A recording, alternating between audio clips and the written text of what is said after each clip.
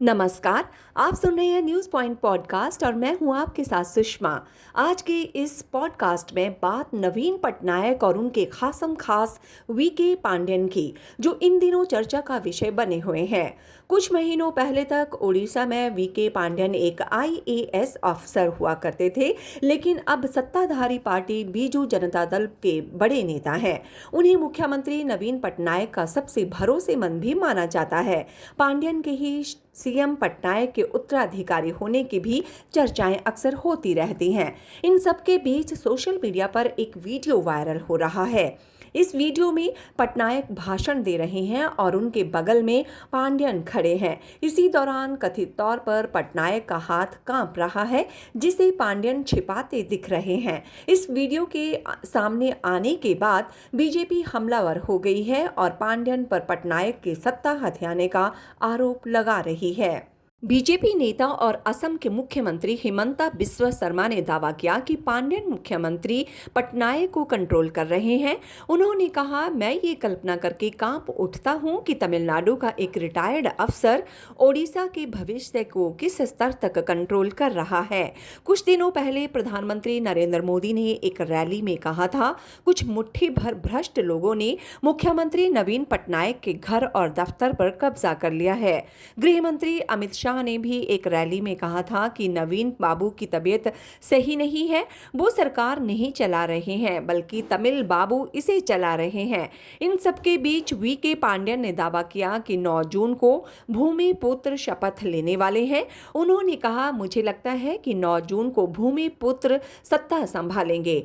वो शख्स जो ना सिर्फ उड़िया बोलता है, बल्कि ओडिशा के लोगों के दिलों में भी बसा है। वो मुख्यमंत्री बनेगा। 9 जून को 11:30 बजे से 1 बजे के बीच भूमिपुत्र मुख्यमंत्री पद संभालेंगे। पांड्यन का इशारा सीएम नवीन पटनायक की तरफ था। 2000 बैच के ओडिशा कैडर के आईएएस अफसर वी कार्तिकेन पांड्यन ने पिछले साल वीआरएस ले लिया था। इसके अगले ही दिन उन्हें modern Odisha and transformational initiative यानी 5T का चेयरमैन बनाया गया। ये पद कैबिनेट मंत्री के स्तर का है। इससे पहले वीके पांड्यन 12 साल तक मुख्यमंत्री नवीन पटनायक के पर्सनल सेक्रेटरी रहे थे। पिछले साल 27 नवंबर को बीजेडी में शामिल हो गए थे। वीके पांड्यन की गिनती ओडिशा के सबसे शक्तिशाली लोगों में होती है। साल 2000 में आईएएस बनने के बाद उनकी पहली नियुक्ति कालाहांडी जिले में हुई। यहां वो धर्मगढ़ के डिप्टी कलेक्टर नियुक्त हुए। इसके बाद उनकी पोस्टिंग 2005 से 2007 तक मयूरभंज और 2007 से 2011 तक गंजाम जिले में रही। पांड्यन जब गंजाम जिले में कलेक्टर थे, तब उन्होंने यहां मनरेगा लागू करवाया। उन्होंने मजदूरों की मजदूरी सीधे उनके खाते में भेजने की भी व्यवस्था की थी। सीएम नवीन पटनायक की हिंजली विधानसभा सीट भी गंजाम में ही पड़ती है।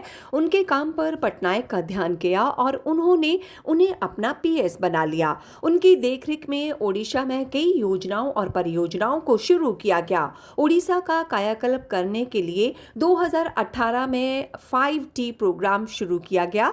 5T यानी team work, technology, transparency, transformation और टाइम।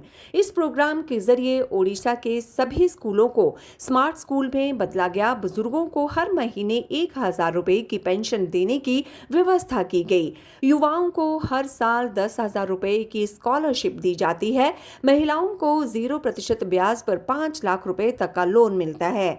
सीएम सेक्रेटेरिएट में रहने के दौरान ओडिशा सरकार में उनका प्रभाव काफी तेजी से बढ़ा। वो जल्द ही सीएम पटनायक के भरोसेमंद बन गए। 5 मार्च 2000 को नवीन पटनायक पहली बार ओडिशा के मुख्यमंत्री बने थे। तब से लगातार मुख्यमंत्री हैं। ओडिशा में लोकसभा के साथ साथ विधानसभा चुनाव भी हो रहे हैं। अगर इस बार भी ओडिशा में बीजेडी की सरकार बनती है तो नवीन पटनायक 6ठी बार मुख्यमंत्री पद की शपथ लेंगे। हालांकि नवीन पटनायक अब 70 साल के हो गए हैं। बढ़ती उम्र के कारण उन्हें स्वास्थ्य संबंधी दिक्कतें भी होने लगी हैं।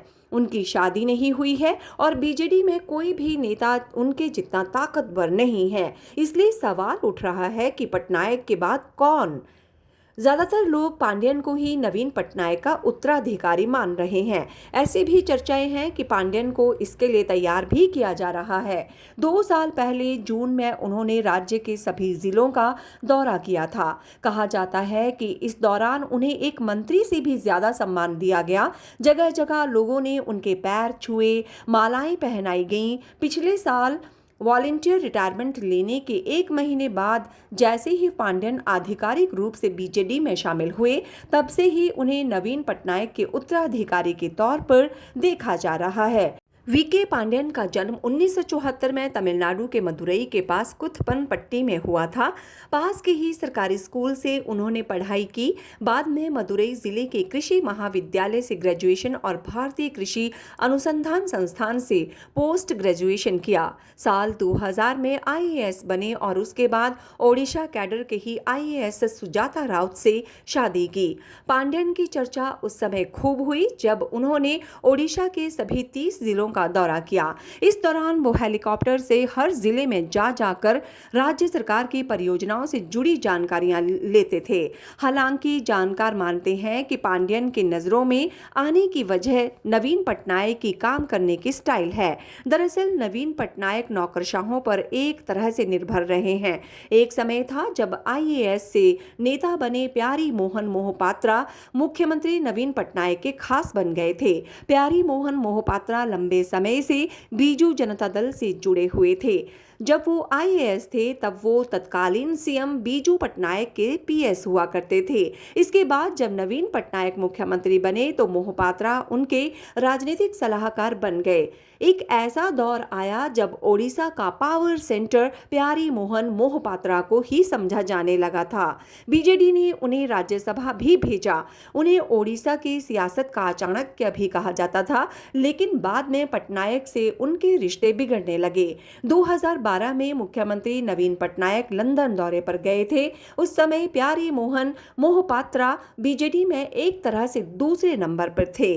माना जाता रहा है कि पटनायक के लंदन जाने के बाद मोहपात्रा ने उनका तख्ता पलट करने की कोशिश की थी।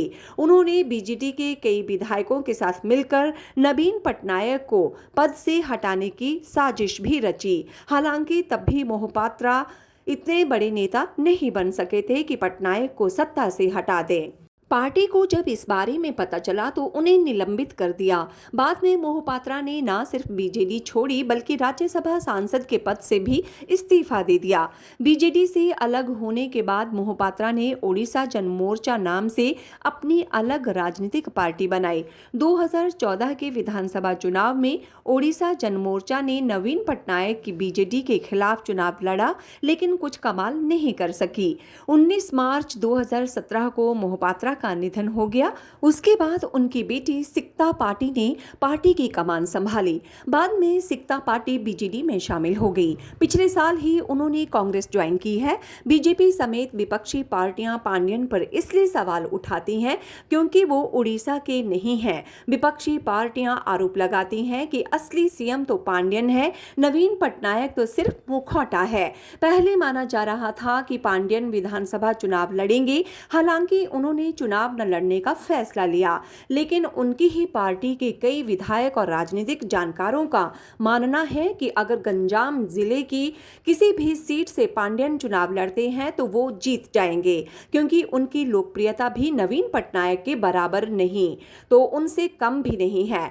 दूसरी ओर नवीन पटनायक का कहना है कि उनका उत्तराधिकारी जनता तय करेगी, लेकिन जिस तरह से पांड्यन को जनता का समर्थन मिला है और मिल रहा है, उससे लगता है कि नवीन पटनायक ने उनकी सियासी जमीन तैयार कर दी है। अब ये तो वक्त ही बताएगा कि नवीन पटनायक खुद पांड्यन को या फिर किसी और को अपना उत्तराधिकारी घोषित करते हैं या नहीं। सुनते रहिए न्यूज़ पॉइंट पॉडकास्ट, आपकी आवाज़।